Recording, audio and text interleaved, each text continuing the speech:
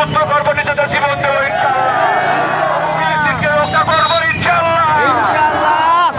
আমি পরিশেষে একটি কথাই বলতে চাই, আমরা মুসলিম সমাজ, আমরা শুধুমাত্র এই ছোট্ট ছোট্ট আন্দোলনের মাধ্যমে ইসরায়েলের বিরুদ্ধে কোনো কিছু করতে পারবো না।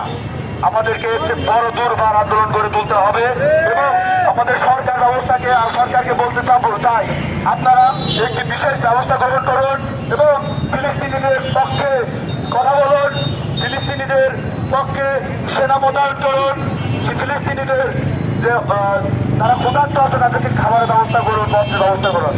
মিডিয়ার ভাইদেরকে বলতে চাই, আপনারা এখন কিসের ভয় পাচ্ছেন? আমরা তো সবাই মুসলিম ভাই, সকলে কারণ চাটুকতা বাদ দিয়ে সঠিক নিউজ, সঠিক তথ্য জনগণের কাছে আপনারা তুলে ধরুন, এই আশা ব্যক্ত করছি আমি। আমরা আজকের মতো আমাদের এই প্রোগ্রাম এখানে শেষ করছি।